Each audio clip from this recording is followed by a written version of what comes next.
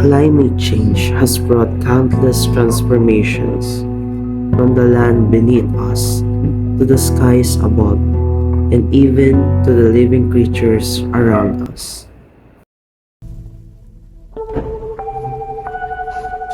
It affects how the world behaves, and its impact is undeniably alarming. But the question remains, how can we stop the effects of climate change? Before we dive deeper into this issue, let us first understand the difference between weather and climate. Climate refers to the long-term patterns and average conditions of a place over many years, while weather describes the day-to-day state of the atmosphere. For example, today may be sunny, yet sudden rainfall or storms may drench us later. But overall, we still live in a tropical climate. Weather and climate are interconnected. Without climate, the daily weather patterns we experience today would not exist. Moreover, the climate of an area shapes how living organisms behave, survive, and interact, showing just how significant these factors are to life on Earth. Now, let's focus our eyes, ears, and minds on understanding how climate change affects everything around us. Today, we face rising sea levels, stronger tropical cyclones, the spread of diseases, deforestation, extinction of species, disrupted food chains, landslides, and flash floods, which clear indicators of the worsening climate crisis. But how did we get here? Ironically, it all began with humanity's desire for modernization, unaware that this pursuit would lead us to a more catastrophic events we experiencing today.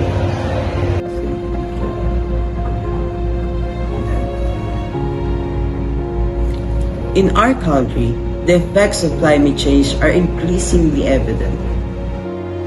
We see it in the stronger and more frequent typhoons, sudden flash floods, and rising sea levels that submerge many coastal communities. It is also visible in farmlands that lack sufficient water to nourish the soil that sustains not only your crops, but also the livelihoods of millions of farmers.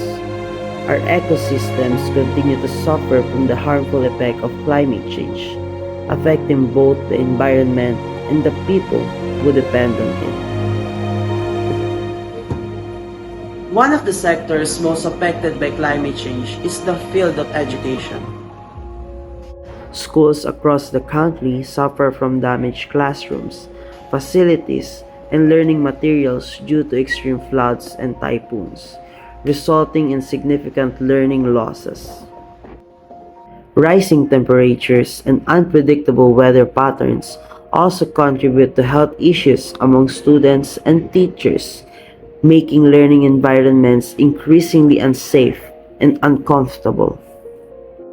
Furthermore, the Department of Education faces recurring financial setbacks, as funds originally intended for educational resources and school improvements are repeatedly redirected to repair climate-related damages. These challenges are only a part of a growing burden that climate change imposes on the education sector. The Department of Education has implemented various environmental projects. While these efforts successfully promote awareness and environmental action, many of them struggle to produce consistent, long-term, and impactful results. This gap highlights the need for stronger, more sustainable programs that can create lasting change in both schools and communities. But there is hope, and it begins with us, the students. Think about it. If we can start with small, practical solutions to reduce the heat we experience during our afternoon classes, we can make a difference. Did you know that in Singapore, despite the rapid pace of modernization and the constant movement of a fast-paced world, sustainability has remained a central priority? In a study conducted by Teo et al. 2022 titled Urban Heat Island Mitigation, GIS-based analysis for a tropical city, Singapore, researchers found that districts with green or green-marked buildings experience a surface temperature reduction of about 1.6 degrees Celsius. This shows that Singapore's green buildings are scientifically proven to be effective in mitigating heat. Now, applying this approach in our own schools. If Singapore succeeds, surely we can achieve it too, as long as we work together. Students, teachers, and parents all play important roles in making sustainable initiatives possible. With this vision, we present Project BINHI, a blooming initiative for nature and holistic impact. A school-based environmental program designed to combat and reduce the risk of climate change, specifically the emission of greenhouse gases and the impacts of global warming. Inspired by Singapore's innovative green architecture, Project BINHI champions a sustainable model of development by integrating nature into built spaces. Through the creation of hanging gardens, this project aims to foster environmental awareness, improve air quality, and prove that progress and sustainability can thrive side by side. This initiative seeks to reduce heat in classrooms, improve air quality, and create greener, more refreshing school environment. It also strives to deepen students' environmental awareness by involving them in hands-on activities that contribute to climate change mitigation, such as nurturing plants that help absorb carbon dioxide and other pollutants. Additionally, Project BINHI encourages collaboration among students, parents, and teachers to foster a strong culture of environmental responsibility. Inspired by Singapore's green architectural practices, the project demonstrates how modern development and nature can coexist, while also enhancing the aesthetic and psychological well-being of the school community. Project BINHI is a feasible, practical, and budget-friendly initiative that can be accomplished through 5 systematic steps. Step 1. Coordinate, collaborate, and construct. Begin by coordinating with the individuals or organizations involved in implementing the project. Then collaborate with them through meetings where ideas are exchanged to create an impactful outcome. After brainstorming, construct a clear and organized plan that will guide the entire execution of Project BINHI. Step 2. Budget, bid, and buy. This step involves estimating the total cost, materials, and resources needed. Gather contributions from stakeholders, students, teachers, and parents. And once the budget is secured, proceed to canvass flyers, compare prices, and consider alternatives to ensure cost efficiency. After finalizing the list of needed items, buy the materials so the project can begin.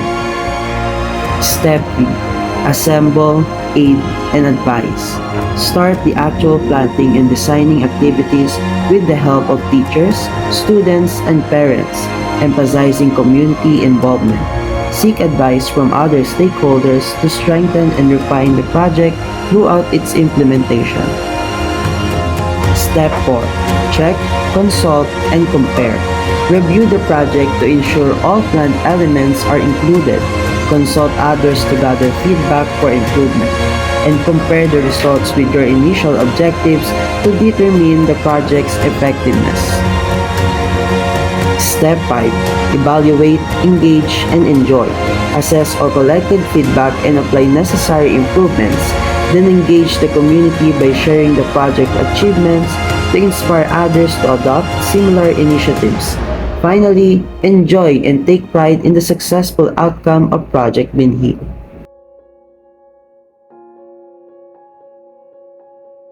If this project is approved and successfully implemented, the impact of Project BINHI will be significantly evident, especially in schools with poor ventilation, polluted surroundings, and environments already affected by climate change. This initiative will not only help address these issues, but will also create a healthier and more sustainable school atmosphere. The specific impacts include improved learning environment. Incorporating plants such as photos, spider plants, and philodendrons will enhance the overall appearance and atmosphere of the school, creating a fresher, more vibrant, and more conducive environment for learning. Reduce carbon dioxide levels. With climate change contributing to rising CO2 levels and increasing heat, schools, being densely populated spaces, are particularly vulnerable. Introducing these plants will help absorb excess carbon dioxide and contribute to balancing emissions, resulting in better air quality for students and staff. Improve school aesthetics. Since plants add natural beauty and freshness to any space, they can greatly enhance the visual appeal of the school, making it more vibrant, welcoming, and pleasing to the eye. Improve students' understanding of biodiversity. By incorporating various plant species, the project allows students to better appreciate the role of plants in maintaining ecological balance and combating climate change, deepening their awareness of biodiversity. Increase climate change awareness. Through this project, students will gain a clearer understanding of the effects of climate change and learn practical, sustainable, and nature-based ways to address environmental challenges. These are only some of the outcomes that this project can achieve, and there are many more potential benefits that can significantly contribute to improving our environment. And the question is, who will benefit from this project? This project is not only for the improvement of our environment, but for all living beings that depend on it. It is not just for humans. It also supports animals, plants, and the earth itself. This initiative is for everyone, as it offers a natural and sustainable response to the challenges brought about by climate change. The estimated budget for Project BINHI covers all the essential materials needed for its successful implementation. The project allocates funds for plant materials such as photos, spider plants, and philodendrons, along with soil and fertilizer, totaling approximately 7,450 pesos. To house these plants, eco-friendly pots and larger decorative containers are needed, amounting to around 2,700 pesos. Basic gardening tools and supplies including gloves, watering cans, trowels, and plant labels add another 2,000 to the budget. Educational materials such as printed posters, tarpaulins, and handouts requires about 900 pesos. Lastly, miscellaneous expenses including transportation and a 3-month maintenance allowance sum up to 1,500 pesos. Overall, the total projected budget for Project BINHI is approximately 14,550 pesos. We can conduct a donation drive, accepting both monetary and in-kind contributions. We may also implement an Adopt a Plant initiative, where teachers, parents, and students can donate a plant that will directly support the project's needs. If additional financial assistance is required, we can organize activities such as sign for a cause, solicitations, and various fundraising events, including a school bazaar, fun run, and garage sale.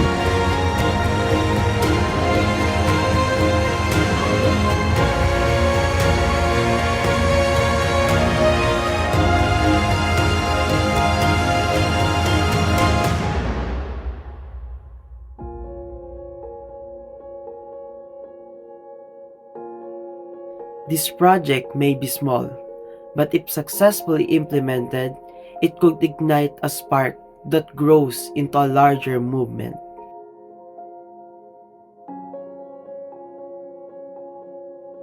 It shows that as students, we have the power to create a positive change.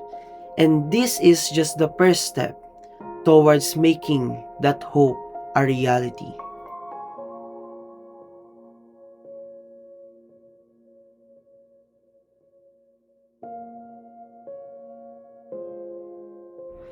Our earth sustains all life, and protecting it is not just a choice, but a responsibility we all share.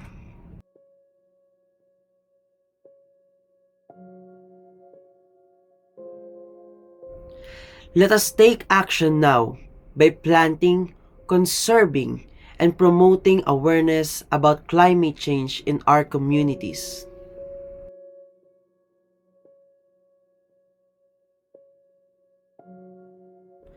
Every small effort counts, and together we can build a future where people, animals, and nature thrive in harmony.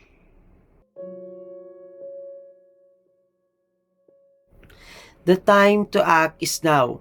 Let us be the generation that turns concern into concrete action and truly make a difference for our planet.